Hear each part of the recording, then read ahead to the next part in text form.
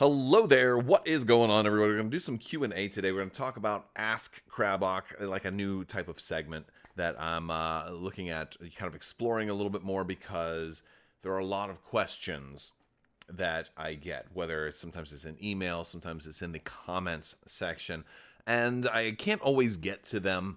Not to say that I can't get to them, but I can't get to them in a way that I feel is adequate.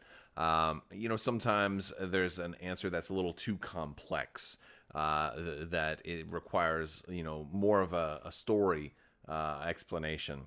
And sometimes just simply typing something out, I end up with like a 5-paragraph response, and it's just not really worth it. And I figure, especially if nobody else is going to see it also, and I keep getting the same question over and over again, and do I just copy and paste it, or are the subtleties different between questions?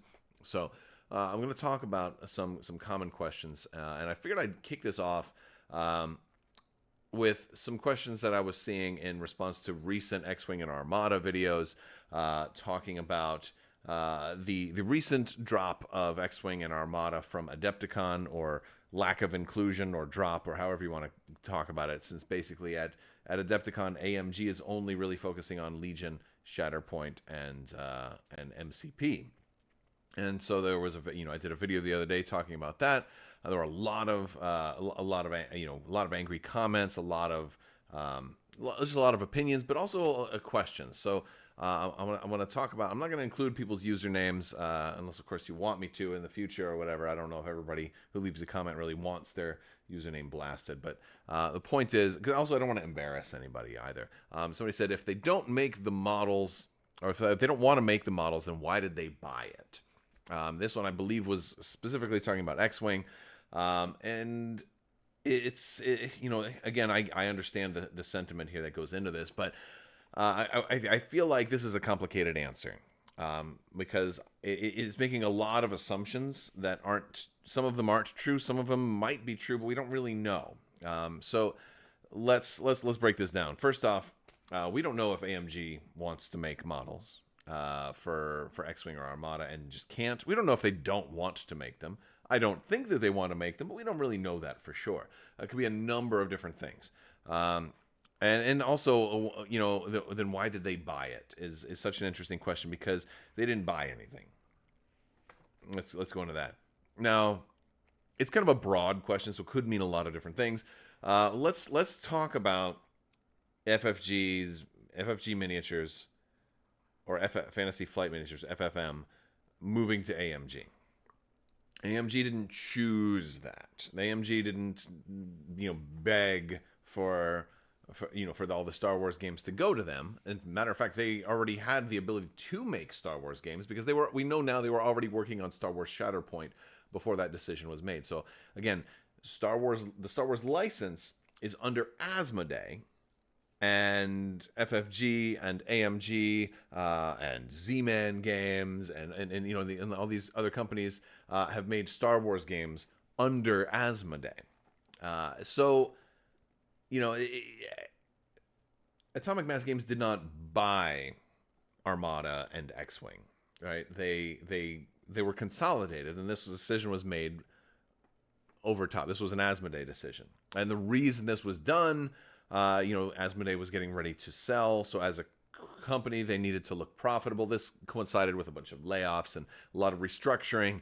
And I've said plenty about that over the past. I'm not trying to get into opinions about what should have happened at this point in time, but this was a decision that was made. AMG didn't choose this decision. So first off, they didn't buy it, and they from what we can tell, it's something they didn't necessarily really want at the time.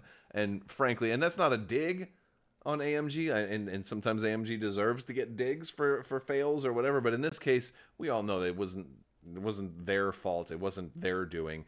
They weren't campaigning to get these games. It was just a decision that was made, a corporate restructuring, when Asmodee was sold to the Embracer Group, who now has it, which is a good thing, because that's a gaming focused group that's it's a good home for Asmodee, or at least it seems that way on the surface. So that's pretty cool. But So they didn't buy it in the first place. And we don't know that they don't want to make models. We do know that, frankly, it's cheaper and more profitable to make a sprue, or make a frame, and have your models on that, as opposed to still having to design the miniature that's printed on a frame, and then having to have a factory clip all the pieces, assemble all the pieces, then paint all the pieces, and then ship them like that. It's a lot. It's a lot easier to just do the model. So it's most likely way more profitable to focus on games like Star Wars Legion and Shatterpoint and MCP than the current format for X-Wing and Armada. That's likely why they're doing what they're doing.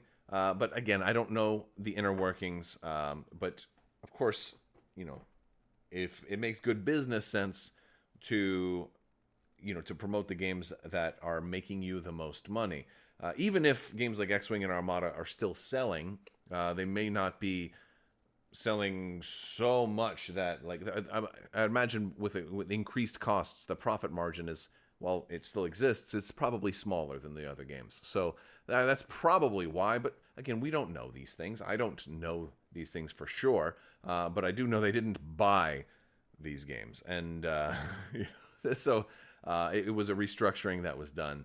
And it was out of a lot of people's hands. So it's of all the things that you can criticize AMG for, simply having these games and having them, restructured in this way, I don't know if that's a criticism for AMG, but it sounds like it's more of an Asmodee thing. So I wanted to throw that out there. We have another question. It says, why on earth don't they just sell off these properties back to FFG or something? They would get money from them, and we would start getting more content again. A whole lot to unpack there, but a lot of that ropes into the previous question, but it builds upon it. So I wanted to start with the last question, and I wanted to take this one because it builds off of the previous one. So, all right, going with the assumption that, we already understand that they didn't buy these games. So if you didn't buy them, you can't sell them back to FFG. There have been cases where there was like a licensing where probably money had changed hands, where games like Attack Wing, licensed the system, and, borrowed that. But I believe, didn't FFG also kind of license the same flight path system from like Wings of Glory or something like that? But that's a system, not just the whole game, right? That's like more of a mechanic. So, maybe the better question is, why don't they go back to FFG? And I think that's a different question than why don't they sell them off, making a ton. They would get money from them. Like, I don't think that would really. I don't think any money would change hands in those cases. It's not like they own it and they can be like and that's all assuming FFG would want these games back at this point. Don't forget, the people who worked on these games, most of them were either laid off or restructured or reassigned.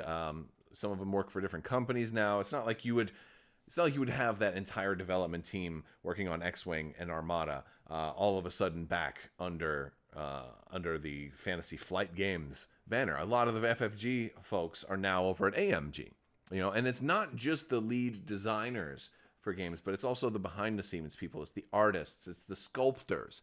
A lot of those people have moved on or are doing different things.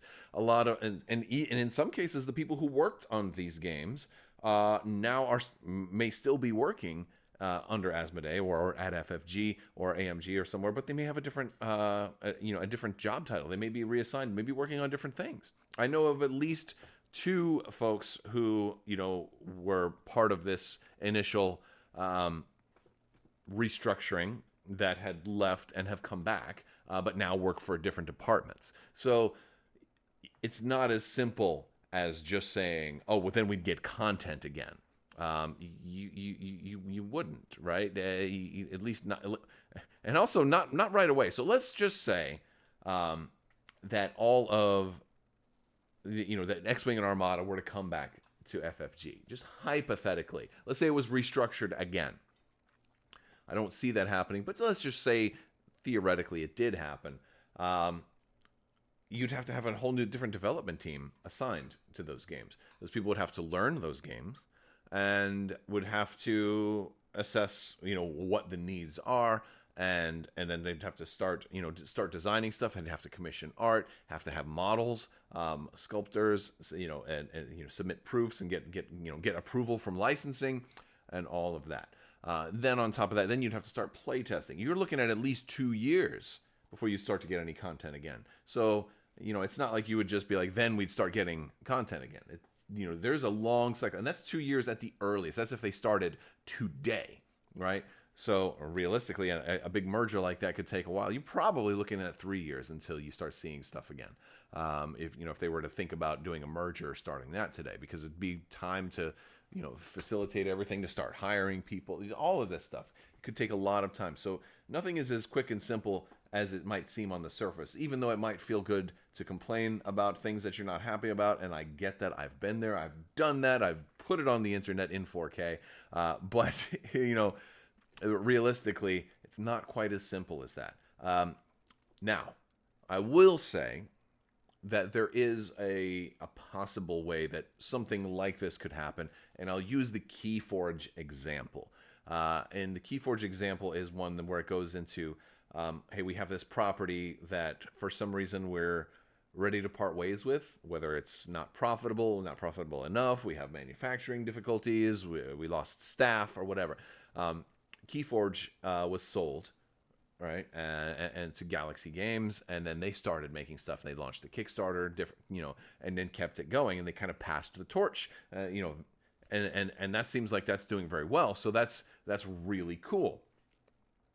I don't think something like that would happen for these two games, primarily because there's a license involved, and typically a license has, and again, I don't work in licensing or whatever, but doing what I do for as long as I do, I have at least a rudimentary understanding of it, and it works something like this. There's a portion of sales that have to go to the licensor. Obviously, Lucasfilm is going to get or Disney's going to get their cut of all the sales that happen, which you would expect. But there's also a licensing fee, and I don't know what that fee is, but I imagine for a property as big as Star Wars, it must be significant. And so when somebody has a license, from what I understand, in a lot of cases, those fees are like annual. So if you're going to have a license to make content for, I'll just say Battlestar Galactica, right? I'm going to pick a completely different IP. If I had a license to make, Battlestar Galactica games, there might be a fee. I might have to pay Battlestar Galactica $1 million every year, in theory. And that's that's just upfront. That's just to have the license. That's like a flat cost. So then it's up to me to make enough product with that license such that I can also give Battlestar Galactica their cut. Maybe it's 5% of every sale or something like that goes to them. And on top of that, I have to make enough profit to pay that $1 million in a year, which means the more games I have, the better. And so considering while these games aren't super profitable right now, they are still generating some profit, and that can help when you've got an expensive license to maintain. So I feel like if they can at least keep the existing product selling with minimal effort, it's probably a smart business decision, even though it makes the fans of the games pretty unhappy when we're not seeing the type of attention that we really want. If you're on the business side of the house, and again, you have to maintain both sides. You have to have, the games and the fun and the community facing. We love all these games and we love all you guys. But on the other side of the coin, you also have to maintain the business side of the house. You have to stay profitable and keep the company afloat so you can keep paying people and keep the doors open. Otherwise, you no longer can do the other thing, right? So you got to do both of those. And on the business side of the house, it probably makes sense for them to maximize the sales they can get from X-Wing and Armada. The closest thing that could probably happen to like a Keyforge being sold to Ghost Galaxy or something like that would be for the Armada system or the X-Wing system to be licensed to another company. under a different name. So it could be like theoretically, and again, I don't know if this is even legal according to like the agreements that are in place, but I could see something like that happening. Like maybe if I had a Battlestar Galactica company and I wanted to make a Battlestar Galactica game, it's possible that maybe my people could talk to Asmodee's people and they could say, okay, well, we will sell you the rights to use the Armada system as long as you don't include any Star Wars in it, and you can make your Battlestar Galactica Armada system or something like that. Or maybe better off if I don't even have a licensor and I just say I'm making a Crabbok space game and I want to license the Armada system and I want to call it Crabbok Armada or something like that, right? So maybe something like that could happen someday, but I don't know if that will happen because a lot of people will want to just create their own system instead of licensing a system from someone else. But it's in theory, it could be something that might be explored someday because it would be very similar to like the Wings of Glory to X-Wing, and then the X-Wing flight path to Star Trek Attack Wing and stuff like that. In theory, you might see something like that someday, but I wouldn't hold my breath. And a third and final question for this video, related to X-Wing again. This was from playing the Fly Casual sim. Somebody said, I thought Fly Casual was way out of date. Development appears to be delayed due to the war in Ukraine. Why not play against a real opponents? Fly Casual isn't the most up to date thing. It's there are some things that like haven't made it in there yet, but it's still a pretty awesome utility. Why not play against real opponents? That's a good question. I do sometimes play against real opponents. Most of my games I prefer to play against real opponents. X-Wing, it's become harder for me for a number of reasons, and I'll just tell you the biggest reason, point blank, is X-Wing's become frustrating for me. I'm not a fan of the new rules. Matter of fact, I'm not even that big of a fan of 2.0. I really liked X-Wing in the 1.0 time frame. The more wildly different rule sets we get, the more I get certain things confused. And especially with 1.0 to 2.0, I'll have a lot of cards that existed in 1.0 that do something totally different in 2.0, and so there's a lot of like old man problems I have, like, oh, these darn rule sets will sometimes happen to me. And a big part of that is because I don't play X-Wing as often as I play the other games. For me, it's a game I only kind of dip into, once every couple of months.